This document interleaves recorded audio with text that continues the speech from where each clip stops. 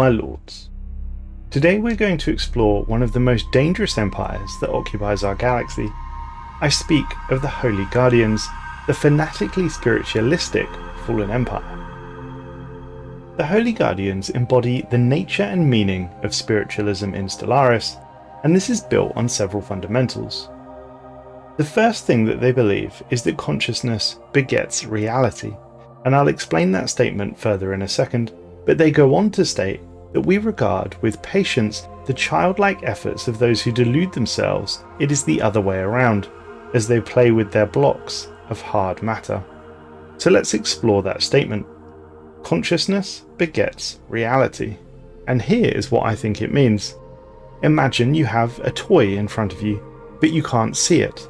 The toy is sitting there, waiting for you to look at it, and when you finally look at it, you can see it clearly. Now what if I told you that according to the Holy Guardians, the toy is not truly there until you look at it? They believe that just by looking at something, your mind helps decide what it looks like, or even if it exists at all.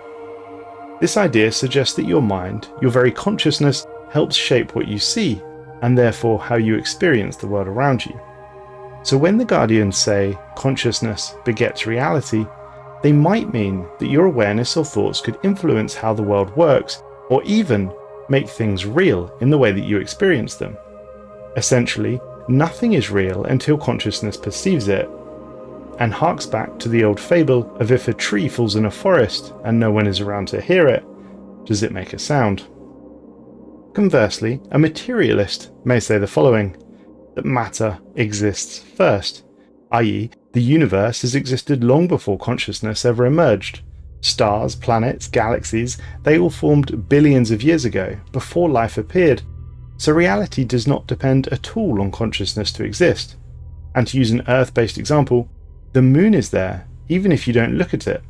One of Earth's most famous scientists, Albert Einstein, famously criticized this idea that reality depends on observation by asking a simple question. Do you really believe the moon isn't there when you're not looking at it? A materialist would say reality is objective and exists whether or not anyone is aware of it. So these are interesting perspectives indeed, but they help shape the mind of the fanatic spiritualist, and as such, the Holy Guardians. The next thing to touch on is the next fundamental principle of the Holy Guardians' spiritualism, and that is, although they have what would be called religious figures, i.e. Zarqlan, who we'll touch on later, and they also appear to have holy sites, i.e. their consecrated worlds, the Holy Guardians don't appear to worship a specific god or a specific deity. Rather than focusing their spiritualism on a pantheon of gods or a single deity, they appear to worship the divinity of life itself. They do appear to have a rather keen divinity for organic and or natural life. The Holy Guardians, and I cannot overstate this, despise robotic and synthetic life. There are recordings of the messaging empires who dabble in artificial intelligence. I have several recordings for you. The first one reads, "We have observed your fumbling attempts at creating artificial intelligence, and we have come to the conclusion that you are headed down the path of spiritual self-destruction. Abandon this foolish endeavour at once, or we will make you." Indeed, we have also witnessed them send another transmission to an organic empire who did manage to ascend synthetically from organic life into mechanical bodies, and the message they sent reads, "That yours was a depraved species was not unknown to us, but your latest act of insanity has surpassed even our darkest fears. Making imperfect copies of your brain and plugging them into mobile synthetic containers is not the same as transferring your essence into a new body, for such a thing cannot be done. Your souls are lost forever. Do you even realize the enormity of your mistake, destroying the bodies that you were gifted at birth with nothing less than the collective suicide of your entire species? There is truly no hope for you now." If I may, I'll explore this divinity for natural life, or the dislike of robotic life, a little bit more. For me, it's not crazy that spiritualists hate synthetic life.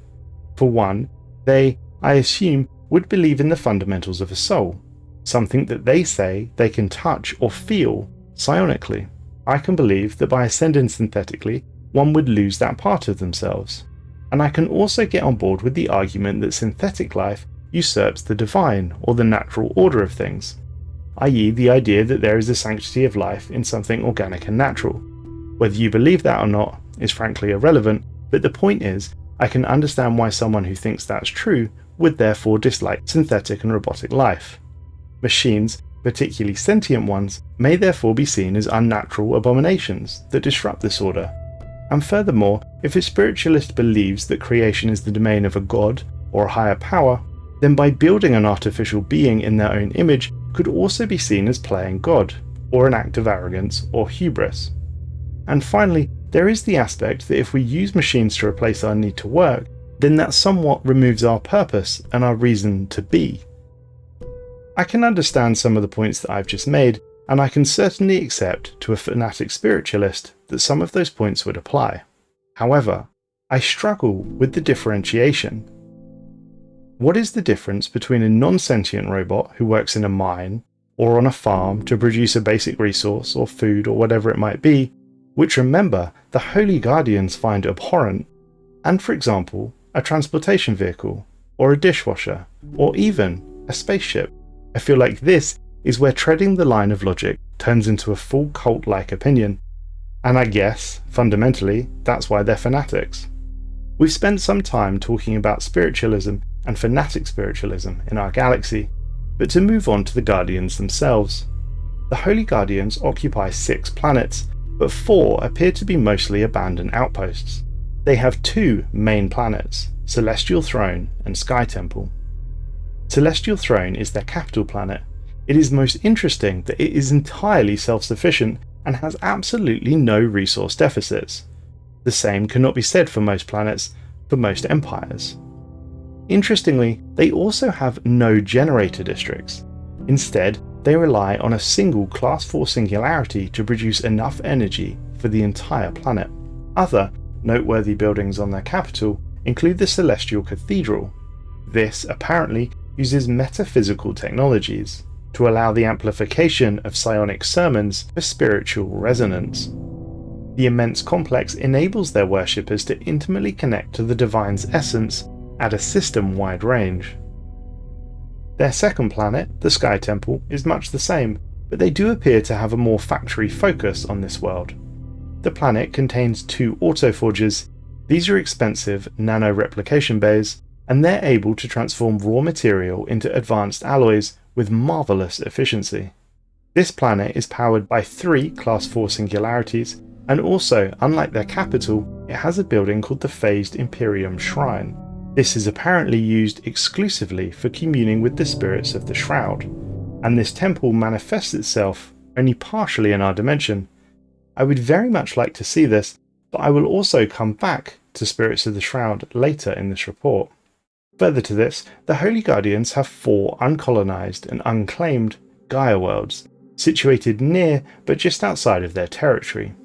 These are named Pristine Jewel, Emerald Mausoleum, Walled Garden, and Prophet's Retreat.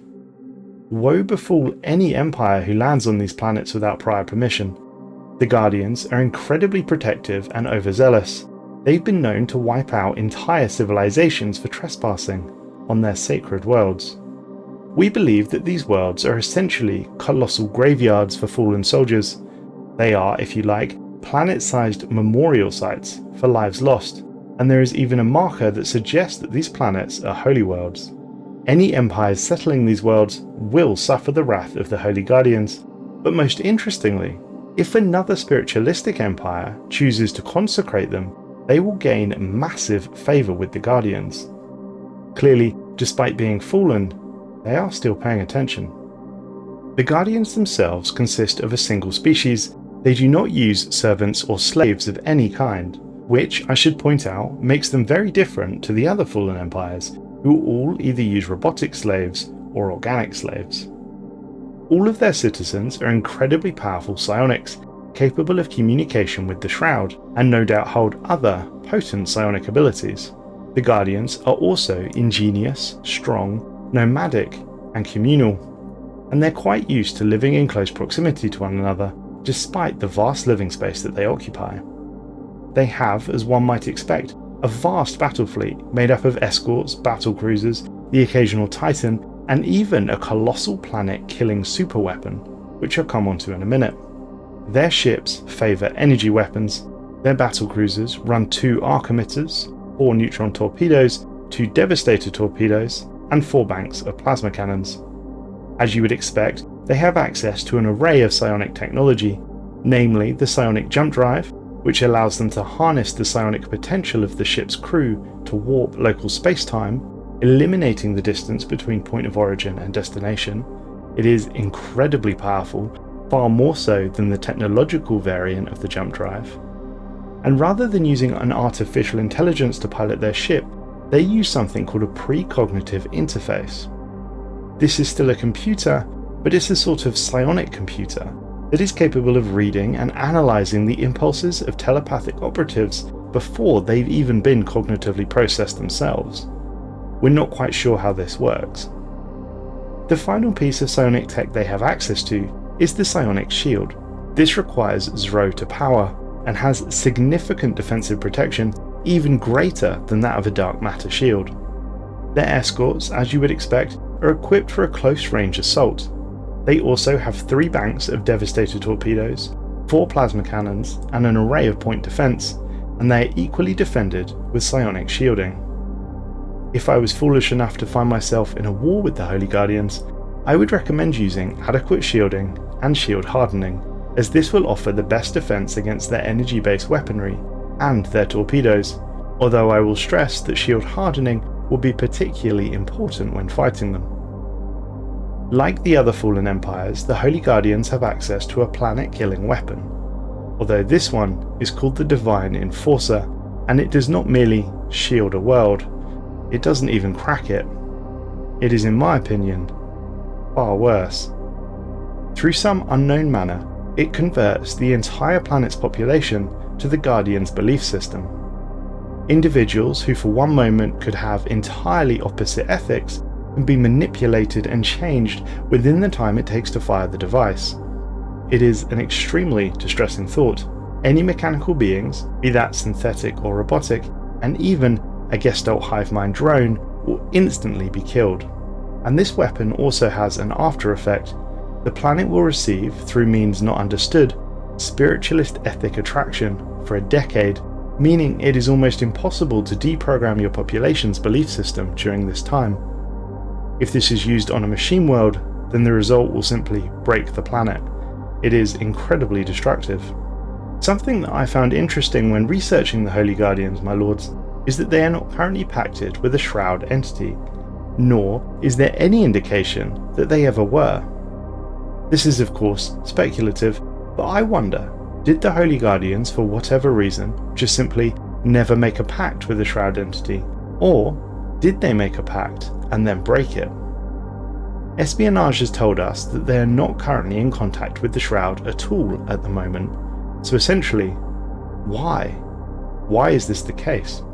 What happened to them? Or did they just never establish contact with one of the Shroud gods? This feels incredibly unlikely. But I guess unless we ask them, we're never going to find out.